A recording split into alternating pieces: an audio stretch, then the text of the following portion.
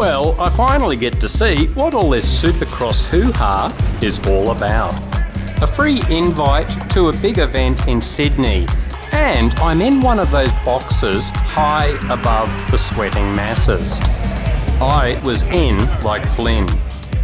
You also get food throughout the night, so of course I stuffed my face, as I only get to eat once or twice a week as a dodgy, starving YouTube videographer. How did all this come about? You might remember Ben Crowley from the Tasmanian video series last year.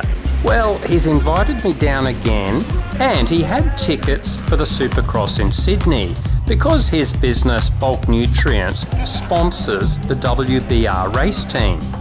Their three riders are starting to make a name for themselves, at least judging by all the autographs.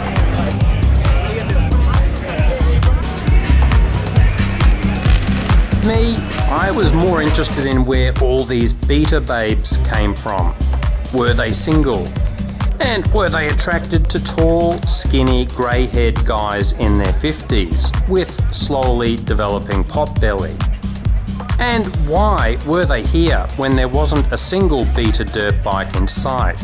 A mystery indeed. Okay, while the fireworks kick off, let me bore the shit out of you with a bit of history. The origins of motocross go back to the trials competitions of the early 20th century. Delicate balancing was the key in this gentleman's sport, but in the 1920s, a few rednecks, hicks and yokels said, let's bugger this balancing caper, let's just see who can do this shit the fastest. These were called scrambles and became hugely popular in the United Kingdom because that's where all the world's rednecks evolved from. What else? Suspension developed from the 1930s on. Scrambles slowly became known as motocross races. Two-strokes took over in the 1960s, and the Japanese brands started to battle with the European ones. And this is when all the rednecks in the USA finally woke up and said, "Them motocross riders is happy as a dead pig in the sunshine." The Yanks made up for lost time and came up with stadium events like Supercross, a man-made track usually inside a stadium. So you get great views of a Supercross track compared to motocross. Number 46 is Hugh McKay from the WBR Bulk Nutrients team, and it's his first ever ride at a Supercross event in the 250 class. Hugh was quite nervous, as Supercross tracks tend to be more technical difficult than motocross tracks. You also have thousands of hicks, yokels and rednecks yelling at you. The good news? He's very fast but also a careful rider, so Hugh was able to pace himself and ride mid-pack without any injuries. A great outcome for his first ride. I chatted with the team manager who said personality plays such a large role along with riding ability. Hugh's careful approach has meant more consistency and less crashes, but of course you also need to take on a certain amount of risk to develop your skills further.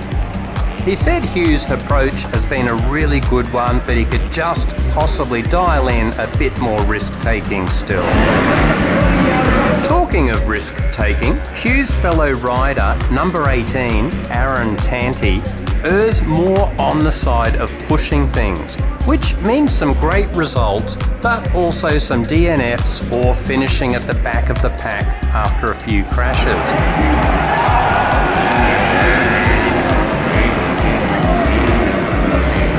On this night, Aaron was kicking some serious ass and was leading the pack a few times, or mixing it up with the first or second place riders.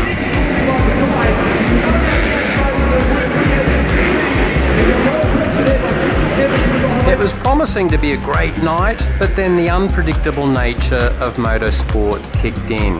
You have no control over what's happening behind you, and another rider lands on top of Aaron in this really nasty crash.